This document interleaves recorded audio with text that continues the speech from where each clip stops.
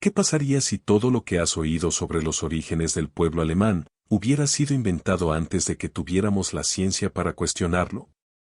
Durante siglos, creímos saber de dónde venían los alemanes. Desde las crónicas medievales hasta el nacionalismo moderno, el mito resonó fuerte. Que había un único origen. Un pueblo distinto, ininterrumpido. Germánico por sangre, lengua y destino. Pero entonces llegó el genoma. Y la historia comenzó a desmoronarse. En 2015, un estudio revolucionario de ADN antiguo de Haak et al. Sacudió la historia europea. Reveló que el pueblo de la cultura de la cerámica cordada en Alemania, considerado ancestro temprano de los germánicos, no era nativo en absoluto. Eran recién llegados. Con hasta un 75% de ascendencia de la estepa yamnaya, descendían de una migración masiva desde la estepa póntico-caspia alrededor del 3000 a.C. Su llegada lo cambió todo: linajes, lenguas, poder. Y no fueron los primeros. Antes de ellos, hacia el 5500 a.C., llegaron los primeros agricultores neolíticos desde Anatolia. Trajeron agricultura, animales domesticados y una nueva firma genética. Estos primeros agricultores europeos, etiquetados como EF en la genética moderna, se expandieron por Europa Central, reemplazando a la mayoría de los cazadores-recolectores locales. Pero no del todo. Incluso antes, la tierra pertenecía a los cazadores-recolectores occidentales, supervivientes de la era glacial cuyo ADN aún persiste en los genomas alemanes actuales. 3 capas antiguas. Cada una enterrada bajo la siguiente. Cada una reescribiendo lo que creíamos saber.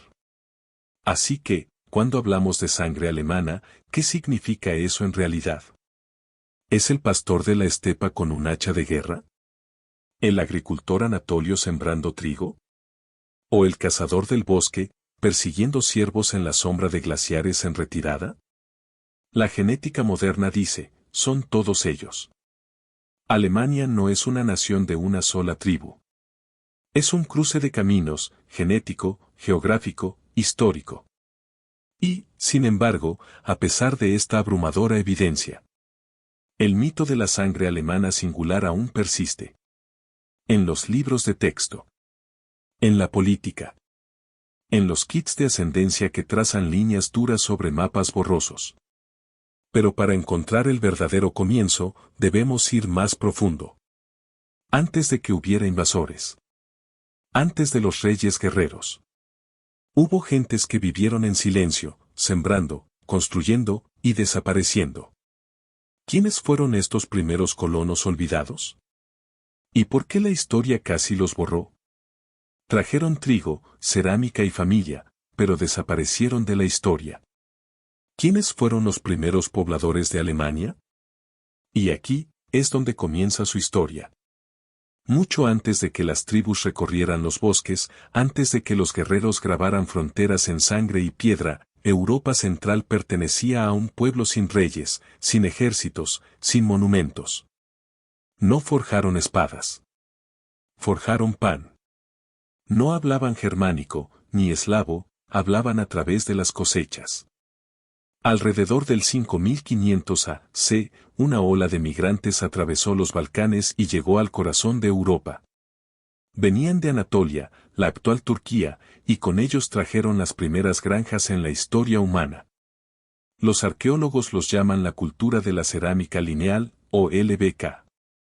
Los genetistas llaman a su legado ascendencia de los primeros agricultores europeos, o EF. Estos agricultores anatolios lo transformaron todo. Construyeron casas largas, talaron bosques, enterraron a sus muertos con cerámica y flores. Trajeron trigo y cebada domesticados, ganado, y la silenciosa revolución de la permanencia. No más perseguir ciervos en colinas heladas.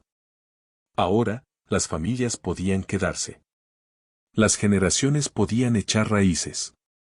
La civilización podía comenzar. Pero su llegada tuvo un costo.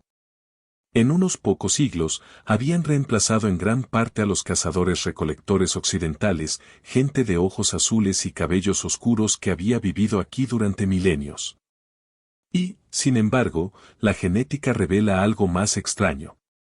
Hacia el Neolítico tardío, esos genes cazadores-recolectores reaparecen, hasta un 25% de los genomas EF ya contenían ascendencia WHG. ¿Cómo? ¿Por qué? ¿Se casaron entre ellos? ¿Resistieron? ¿Se asimilaron? No lo sabemos del todo. Porque, a pesar de su monumental impacto, estos primeros agricultores desaparecen de la memoria. Ninguna epopeya nacional canta su nombre. Ningún mito de origen recuerda sus templos o dioses. Y, sin embargo, su ADN vive en millones de alemanes modernos. Ellos sembraron las semillas. Pero otros reclamarían la cosecha. Caminamos sobre sus huesos. Construimos sobre sus ruinas. Pero la historia omite su capítulo, como si la civilización hubiera comenzado con la espada, no con la semilla. Haak et al. 2015 mostró a las poblaciones EF expandiéndose hacia el oeste desde Anatolia, introdujeron la agricultura en Europa y se mezclaron con los WHG con el tiempo, PubMed ID. 2573-1166. Pero su desaparición no fue destino, fue interrumpida. Porque justo más allá de los Cárpatos se estaba gestando una fuerza. Y llegaría a caballo, trayendo no trigo, sino fuego. ¿Qué pasaría si la lengua alemana, la cultura guerrera e incluso la estructura familiar, vinieran de las llanuras abiertas de Ucrania? Y cuando llegó, no tocó la puerta. Alrededor del 3000 AC, la tierra tembló, no por terremotos, sino por cascos. Truenos a través de la estepa. Carros crujiendo. Hachas reluciendo. Los Yamnaya estaban llegando. No eran agricultores. Eran pastores, jinetes, guerreros. Y trajeron consigo algo que Europa nunca había visto antes, velocidad. En apenas unos siglos, irrumpieron en Europa Central, en lo que hoy es Alemania.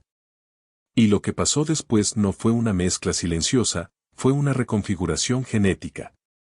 Los sitios funerarios de la cultura de la cerámica cordada, datados entre 2900 y 2350 a.C., revelan algo asombroso. Hasta un 75% de su ADN provenía de ancestros Yamnaya. Eso no es influencia. Eso es reemplazo. Trajeron el haplogrupo R1b, hoy una de las líneas paternas más comunes en Alemania. Trajeron caballos, carros y nuevas herramientas de guerra. Trajeron jerarquía, clanes dominados por hombres, jefes territoriales, lealtad ancestral sellada en tumbas de piedra. Pero el arma más grande que portaban no era de metal. Era la lengua. Se cree que los Yamnaya hablaban una lengua protoindoeuropea, la raíz de la mayoría de las lenguas modernas de Europa, incluido el alemán. No trajeron solo sangre. Trajeron la voz que resonaría a lo largo de milenios. Un susurro que se convertiría en gritos de guerra. En cantos populares. Y, finalmente, en la palabra Deutsch. Esto fue más que migración. Fue una reprogramación cultural. Y en el silencio de esos túmulos antiguos, llenos de ajuares funerarios y cráneos coronados, aún se siente una toma de control tan completa, que se escribió en nuestras bocas. Pero no todos se rindieron. No toda Alemania se inclinó ante los jinetes de la estepa. Porque en las sombras de los Alpes, otra identidad aún respiraba. Hablaba en oro, en sal, en secretos enterrados en tumbas de montaña. Los Yamnaya arrasaron el corazón, pero el sur, susurraba en celta. El sur de Alemania habla alemán, pero su ADN susurra en celta. ¿Y ese susurro? Todavía resuena. Porque bajo los bosques de Baviera, bajo los viñedos de Baden-Württemberg, yace otra Alemania. Una que no marcha al ritmo de la estepa. Una que recuerda un compás más suave, más antiguo. Aquí, la tierra esconde oro. Bronce. Sal. Y silencio. Desde alrededor del 800 a.C., esta región floreció bajo la cultura de Eichstätt, el corazón de lo que los arqueólogos hoy llaman el mundo celta temprano. Tallaron sus vidas en castros. Enterraron a sus muertos en cámaras de roble, rodeados de carros y joyas. Y salaron la tierra, literalmente, con minas tan profundas que conservaron escaleras enteras de madera por 2500 años. Pero no era solo riqueza. Era sabiduría. No eran salvajes en pieles. Eran metalurgos, comerciantes, sacerdotes, conectados desde Iberia hasta Bohemia. Sus tumbas se extienden desde el Ródano hasta el Danubio. Y su ADN sigue vivo. Estudios genómicos modernos, como Gretzinger et al. 2024, revelan que los bávaros actuales llevan hasta un 65% de su ascendencia de esta base celta. Eso no es una nota al pie. Eso es un legado. Pero aquí está la contradicción. ¿El idioma? Desaparecido. ¿Los mitos? Perdidos. Para cuando se alzó el Imperio Romano, las lenguas celtas de Alemania ya se habían desvanecido. Reemplazadas por el latín. Luego, por el germánico. Hoy, la gente del sur de Alemania habla una lengua nacida en la estepa. Pero lleva la sangre de reyes de colina. Los descendientes de señores de la sal. Y de artesanos cuyos diseños moldearon la Europa de la Edad de Hierro. No encontrarás celta en sus pasaportes. Pero sí en sus cromosomas. Una voz olvidada, aún tarareando bajo cada nana bávara. Pero mientras el sur conservaba susurros antiguos.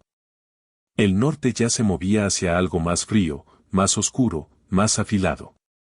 Porque a través de los ríos y pantanos se estaba formando otra identidad, una nacida no de oro ni de sal, sino de tormentas y acero. ¿Cómo los vikingos, sajones y anglos convirtieron al norte de Alemania en primo de Escandinavia? Y en el norte, no fueron susurros los que moldearon la identidad. Fue el viento. Y las olas. Y la guerra.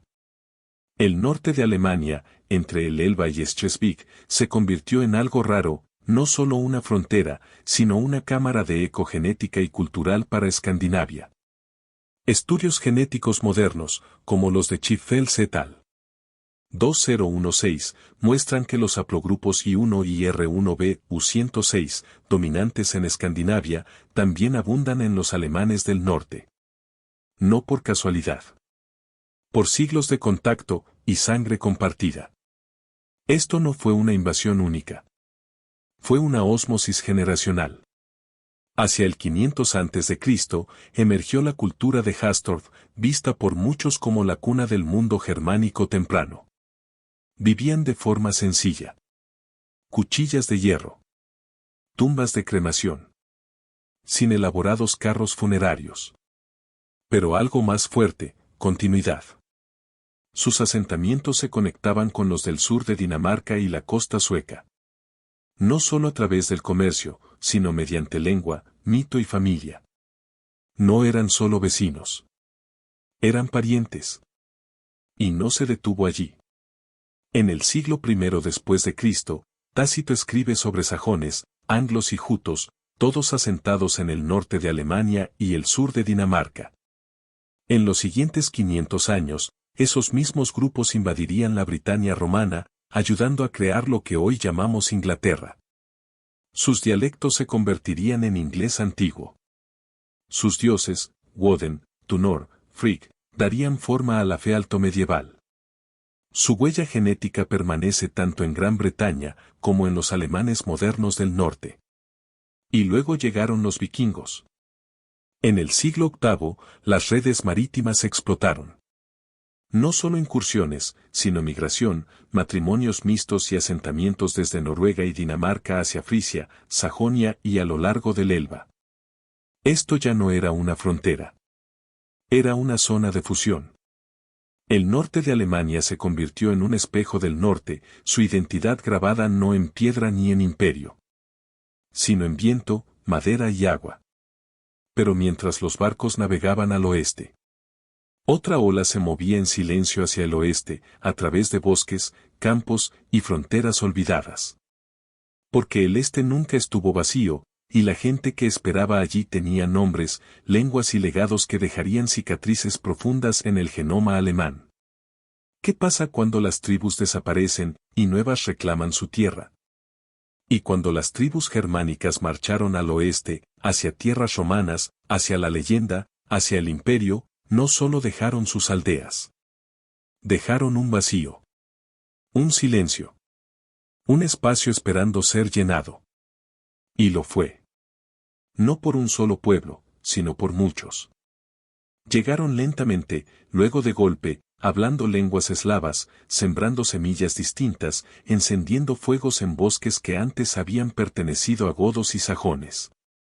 En el siglo VI después de Cristo, había comenzado la migración eslava hacia Europa central.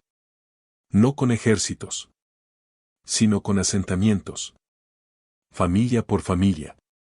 Clan por clan. El registro arqueológico no miente. Desde Mecklemburgo hasta Sajonia, aparece nueva cerámica, hecha a mano, estampada con motivos eslavos. Las costumbres funerarias cambian. Los planos de las casas cambian. Las largas casas germánicas dan paso a cabañas hundidas de estilo eslavo, Grubenhauser. Esto no fue destrucción. Fue reemplazo. Y bajo la tierra, el ADN lo confirma. El análisis genético moderno muestra que los alemanes del este portan altos niveles de R1A, un haplogrupo del cromosoma y fuertemente asociado con poblaciones eslavas. Estudios como Beerama et al. 2018 confirman que estas firmas genéticas se agrupan más estrechamente con polacos, checos y eslovacos modernos que con alemanes del oeste. Pero un grupo permaneció visible. Los sorbios de Lusacia, una minoría eslavohablante que aún vive en el este de Alemania hoy, son un puente vivo. Su genética los vincula más a los eslavos occidentales que a sus vecinos alemanes. Y, sin embargo, han sobrevivido a conquistas, asimilación, incluso a la represión nazi. Y entonces, llegó la respuesta. Del siglo XII al XIV, la Ostsiedlung liderada por alemanes intentó revertir la marea. Migraciones masivas, ciudades como Leipzig y Berlín se expandieron hacia el este. Los nombres eslavos desaparecieron de los mapas. Las iglesias reemplazaron los santuarios paganos. Pero el genoma nunca olvida. Incluso ahora, en el ADN del este de Alemania, la presencia eslava aún respira. Porque la historia borra historias. Pero la sangre recuerda.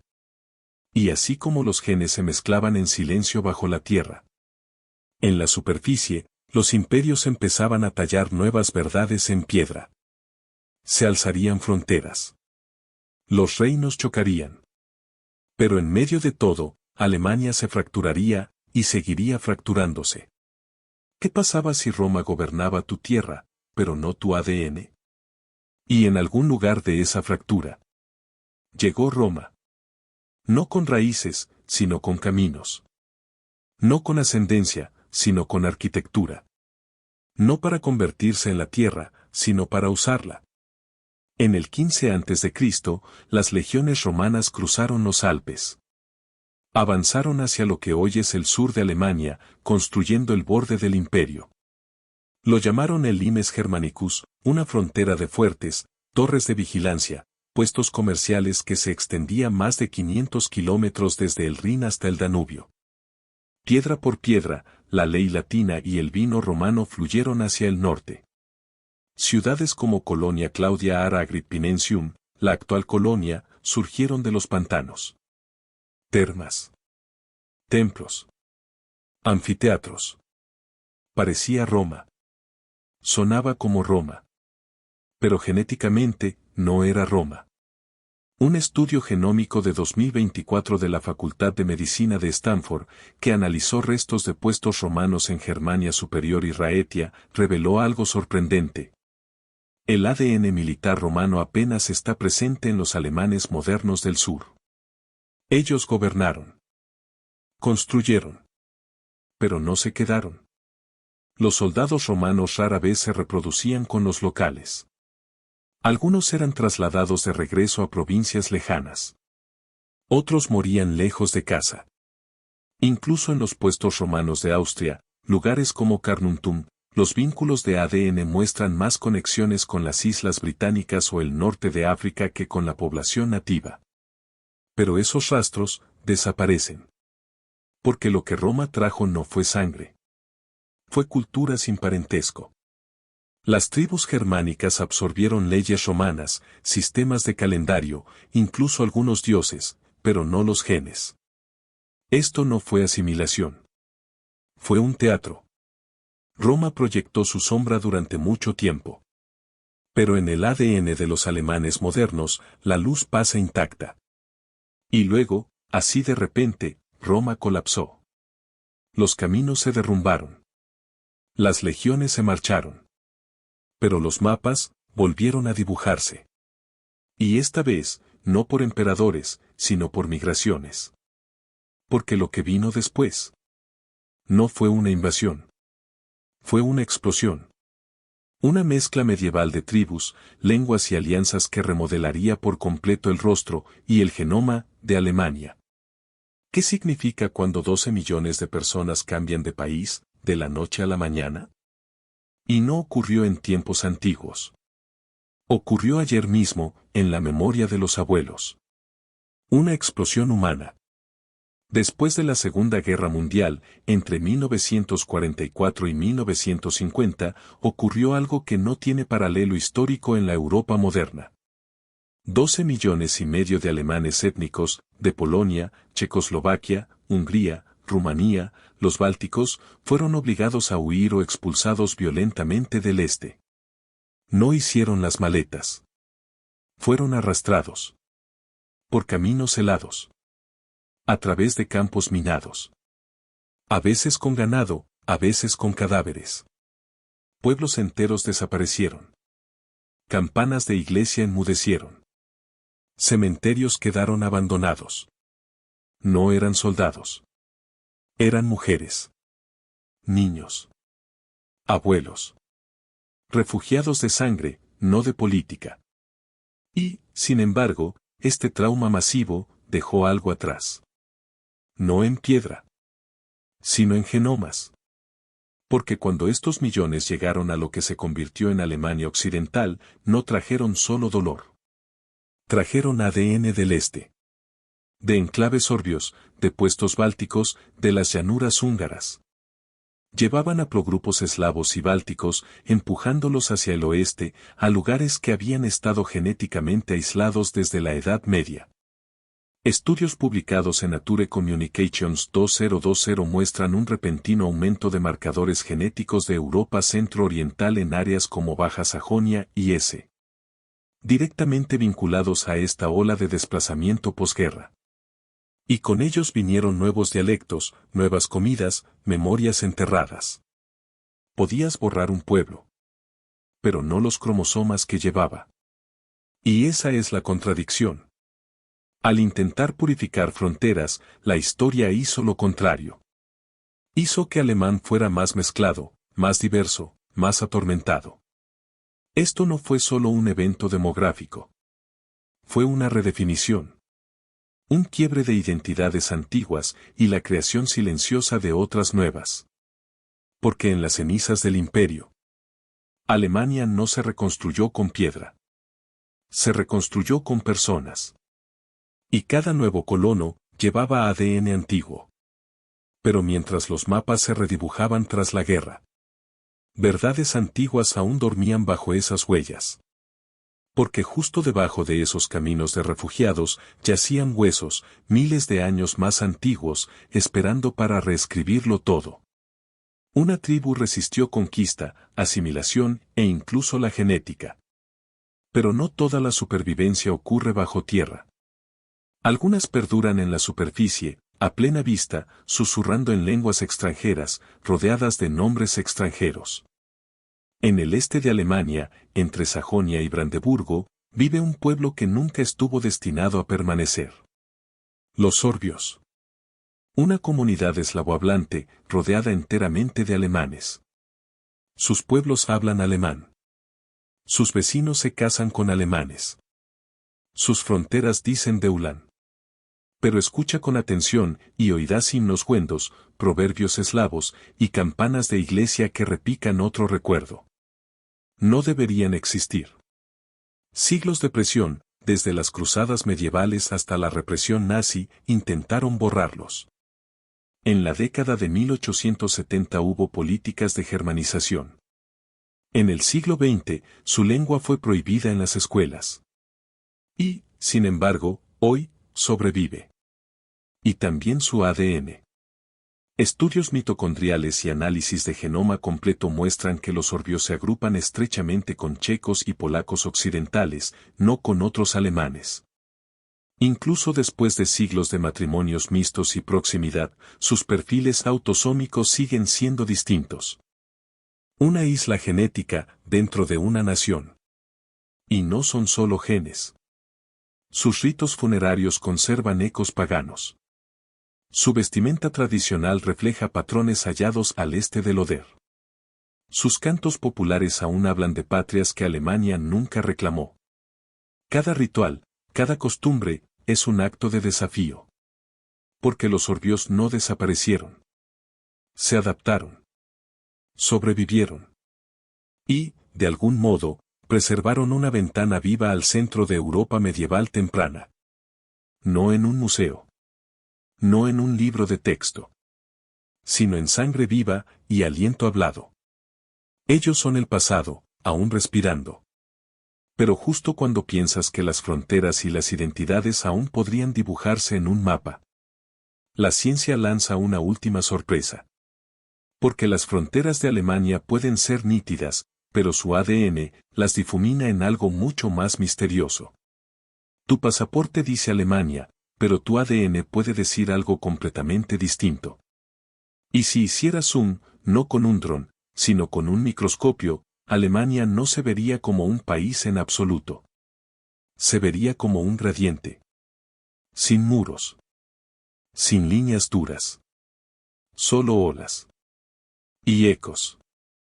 Haz una prueba de ADN en Schleswig-Holstein y tus genes podrían inclinarse hacia Dinamarca o incluso los Países Bajos.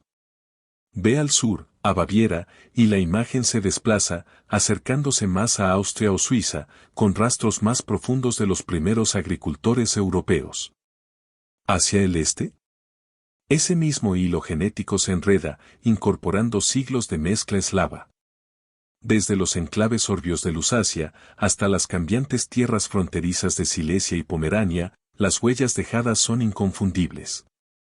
Y, sin embargo, no es caos.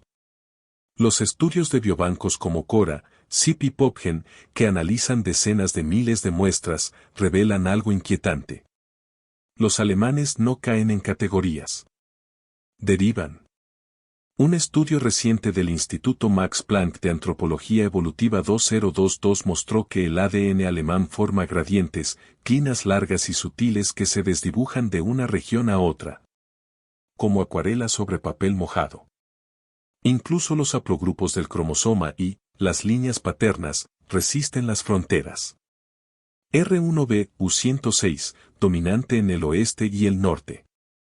Y 1, fuerte en el norte y zonas costeras, eco de rutas nórdicas. R1a, más común en el este, un susurro de raíces eslavas. No existe un genoma alemán singular. No hay centro. No hay núcleo. Y, sin embargo, la ilusión de uniformidad aún se vende. Una sola bandera. Un idioma. Un pueblo. Pero a la genética no le importan los papeles de identidad. Revela lo que la historia intentó aplanar. Un mosaico. Un espectro. Una contradicción. ¿Y si eso es cierto? ¿Qué estamos mirando realmente cuando vemos nuestros propios resultados de ascendencia? Porque detrás de cada porcentaje étnico hay una guerra, una migración o una mentira esperando ser descubierta. ¿Qué pasa si Alemania no es una nación, sino un archivo genético de toda Europa? Porque detrás de cada porcentaje étnico hay una guerra, una migración o una mentira esperando ser descubierta. Y en medio de ese caos se sienta Alemania. No como un monolito. Ni siquiera como una nación. Sino como un mosaico. Un lugar donde la historia no ocurrió una sola vez, ocurrió una y otra vez, en capas como ceniza en el suelo. Cada imperio pasó por allí. Pero ninguno permaneció puro. Ninguno intacto. Los jinetes Yamnaya de la estepa ucraniana tronaron a través, dejando sus haplogrupos R1b atrás. Los agricultores anatolios abrieron los primeros campos, y su sangre aún susurra en el genoma del sur. Los herreros celtas fundieron bronce en cuevas de montaña. Las legiones romanas marcharon por caminos que no dejaron rastro en el ADN. Tribus eslavas, supervivientes sorbios, comerciantes vikingos, migrantes medievales, refugiados de guerra. Cada uno dejó algo. Cada uno perdió algo. Alemania se convirtió en un cruce de caminos. Pero más que eso, se convirtió en un espejo. Porque dentro de cada genoma alemán moderno no hay una línea recta. Hay fracturas. Bifurcaciones. Caminos que regresan a Polonia, o Francia, o al Mar Negro. Ecos de dialectos ya no hablados. Fragmentos de lenguas cinceladas a fuerza de lengua y espada. Y aún así, la historia no está terminada. Porque cada genoma carga silencios. El trauma que no se escribe. Las migraciones que nadie recordó. Los apellidos que se desvanecieron en el fuego. Los dialectos enterrados en políticas. Y, sin embargo, aquí está el giro. El más profundo. La mayoría de los alemanes de hoy, genéticamente, están más cerca de sus vecinos que de sus primos lejanos al otro lado del país. Más cerca de los holandeses en el oeste. De los eslavos en el este. De los austriacos en el sur. Alemania no estuvo aislada, estuvo entrelazada. Y quizá esa sea la verdad que el ADN nos obliga a ver. Que la identidad no es un muro, es un puente. ¿Y tu genoma? No decide quién eres. Pero sí te dice dónde empezaste. La próxima vez, ¿qué pasó cuando la sangre vikinga se encontró con el ADN del Imperio Romano?